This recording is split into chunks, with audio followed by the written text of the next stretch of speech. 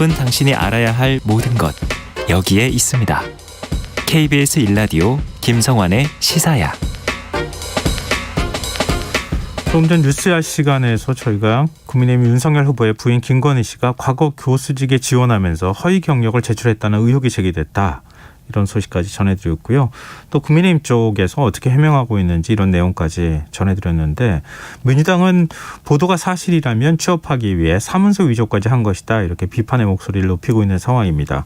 그래서 민주당 선대위 현근택 대변인 연결해서 이번 일 어떻게 보고 있는지 얘기 들어보도록 하겠습니다. 대변인님 안녕하십니까? 네, 안녕하세요. 네. 현근택 대변인입니다. 지금 이제 YTN 보도 내용은 제가 앞서도 쭉 인터뷰 시간에도 설명드리고, 그래서 청취자분들이 아마 내용은 알고 계실 것 같은데요. 네네. 민주당에서는 지금 YTN 보도로 제기된 의혹, 이 부분에 대해서 어떤 점이 가장 문제가 된다고 보십니까?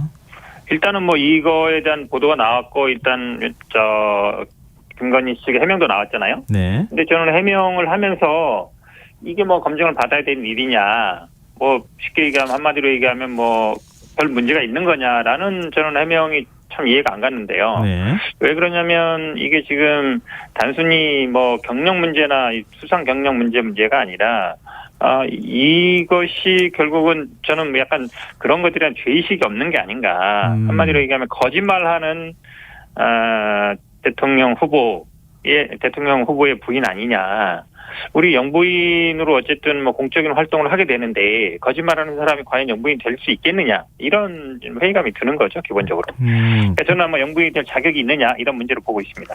근데 국민의힘은 이렇게 해명을 하고 있어요. 김건희 씨가 재직 기간을 착각했을 뿐이지 게임산업협회 이사로 불리며 비상근으로 일했고, 회사가 받은 이 수상 경력, 이제 애니메이션 관련한 이제 수상을 한 건데요.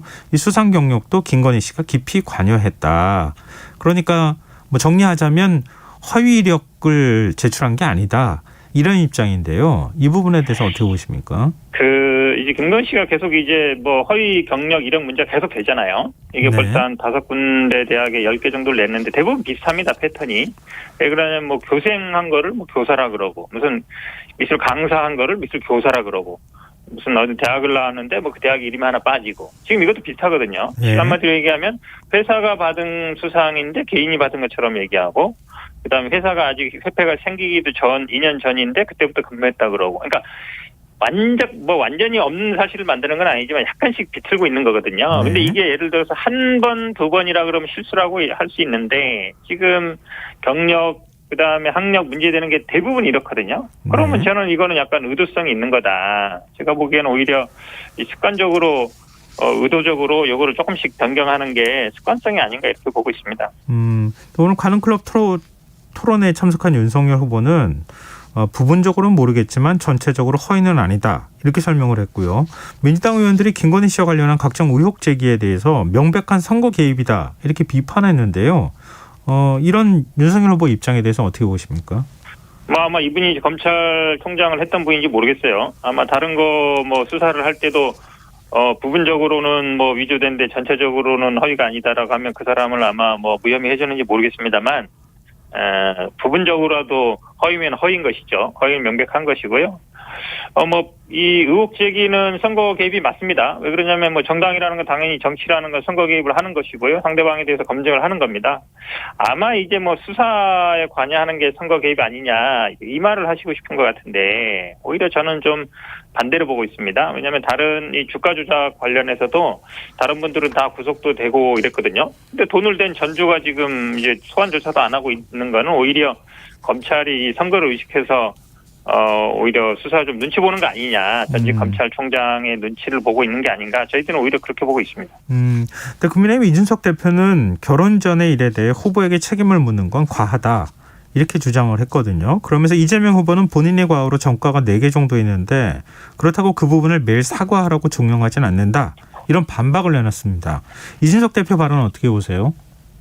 이준석 대표뿐만 아니라 국민의힘 사람들은 아마 이재명 후보 전과자다, 안 된다, 전과 4개다는 얘기는 매일같이 하는 얘기죠. 거의 수천 번도 더한 얘기고요. 이 얘기는 이제 처음 나온 얘기입니다.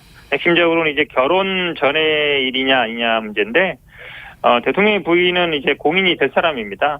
청와대의 부속실 예산과 인력이 배치되고요. 대통령을 대신해서 공적인 활동을 수행합니다. 공익이 될 사람이죠. 공익이 될 사람이기 때문에 결혼 전의 문제라고 해서 그거를 뭐 검증을 하지 말자, 아니면 몰랐다 이렇게 하면 안 되거든요. 지금 비슷한 얘기를 하는 게 이제 주가 조작 얘기도 비슷하거든요. 네. 주가 조작 얘기도 결혼 전의 일이다 이러고 있잖아요. 그럼 만약에 실제로 주가 조작이 사실로 드러나서 만약에 이게 기소되고 처벌을 받는다 해도 그때도 결혼 전의 일이니까 뭐 나는 관계없다 이렇게 할 건가요? 그건 제가 보기에 말이 안 되는 것 같습니다. 네. 최근 추미애 전 법무부 장관, 손혜원 전 의원이 이른바 김건희 씨 성형과 관련돼 있는 거를 암시하는 뭐 사진을 올린다거나 또 그런 네네. 표현을 사용하기도 하고요. 그리고 뭐 이건 유튜브 방송에서 나오는 의혹 제기이긴 하지만 뭐 이른바 줄리 의혹과 관련돼 있는 문제 제기가 있기도 하거든요. 네. 이런 것에 대해서는 어떻게 보세요? 이것도 검증의 영역이라고 보십니까? 저도 뭐 얼굴 뭐 사람 성형할 수 있는데 얼굴은 당연히 사생활 영역이고 검증 영역이 아니죠. 근데 이제 이름을 바꾸는 거는 뭐 일단은 저는 사생활이라 보는데 다만 이제 이름을 바꿀 경우에도 그게 어떤 과거에 뭐 어떤 나쁜 일을 했던 걸 숨기기 위한 거다. 그런 경우도 실제로 있거든요. 그걸 하면 일단 안 되는 것이고 뭐 사귀는 사람이나 뭐 결혼 저는 뭐 결혼이나 이혼 이거는 저는 사생활이라 보는데 근데 또 상대방이 예를 들어서 뭐 검사이고 그것이 만약에 뭐 자기 어머니의 법적인 분쟁과 관련된 동업자에게 도움을 받는다든지 그러면 그건 단순히 이제 사생활이 아닌 거고요. 학력이나 경력 문제는 당연히 굉장히 중요합니다. 우리 뭐 공직선거법에도 학력 경력 문제는 굉장히 중요시 다루고 있고요. 뭐 주가 조작이나 대개 협찬은 당연히 수사 문제인데 우리 이제 공직선거법의 허위사실 공표를 어떻게 규정하고 있냐면 출생지, 가족관계, 신분, 직업, 경력 등 재산, 행위, 소속 단체 이렇게 얘기하고 있거든요. 네. 그럼 이제 신분이나 직업이나 경력 등은 그 허위사실 쉽게 얘기하면 얘기 들어가는 거예요. 그 말은 한마디로 얘기하면 검증이 대상이 된다는 거거든요. 네. 그러니까 얼굴에 대한 건 아니지만 저는 이게 성적인 문제가 아니라 과거에 어떤 직업을 가졌는지는 중요합니다. 왜냐하면 이분이 그 코바나 만들기 전, 그러니까 2007년인가로 기억하는데 정확히 모르겠지만 그 전에는 대부분의 이제 뭐 대학원 다녔다 그러지만 우리가 아는 대학원은 일반 대학원이 아니라 대부분 특수대학원이에요. 네네. 그걸 직업이라 하진 않거든요. 그럼 대부분의 그럼 어떤 직업을 가졌느냐. 2007년이다 그러면 한 30대 후반 정도인데 그럼 어쨌든 한 20대 후반부터 10년 이상을 본인이 어떤 일을 했는지를 얘기하면 되는 거거든요. 내가 네. 어떤 일을 했다. 그냥 네. 무직했으면 무직이랬다 하면 되는 것이고. 그러니까 직업에 대한 얘기는 이거를 성적인 문제, 뭐 여성 인권의 문제로 피해갈 수 없다. 직업이라는 거는 뭐 여성 직업은 검증하면 안 되고 남성 직업은 검증해야 되냐 그건 아니거든요. 그러니까 직업 부분은 저는 뭐 검증의 대상이 분명히 된다. 직업과 경력은 그 사생활 문제가 아니라 검증의 대상이 된다라고 말씀드리고 싶습니다. 네, 오늘 제가 질문 드릴 게 많으니까요. 좀 짧게 답변해 주셨으면 네네, 좋겠는데요. 죄송합니다. 이수정 선대위원장이 국무 뽑는 선거 아니지 않느냐 이렇게 얘기했던 부분에 대해서는 어떻게 보십니까? 그건 뭐 팩트 사실은 맞지 않습니까? 그러니까 대선 그렇죠. 후보를 선거 선출하는 거지 대상은 영부인을 선출하는 선거는 아니잖아요.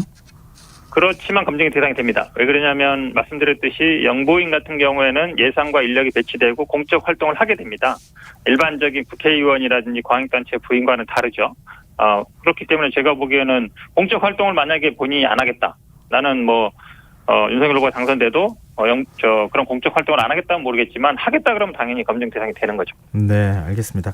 이재명 후보의 최근 발언과 관련해서 좀 여쭤보고 싶은데요. 경북 칠곡을 방문해서 전두환도 공가가 공전한다. 이런 발언을 내놨어요. 이상민 의원은 민주당의 기본 가치에 반하고 절차적으로도 너무 쉽게 왔다 갔다 말 바꾼다. 이런 비판을 지금 당내에서도 얘기하고 있거든요. 이 발언에 네네. 대해서 어떻게 보십니까?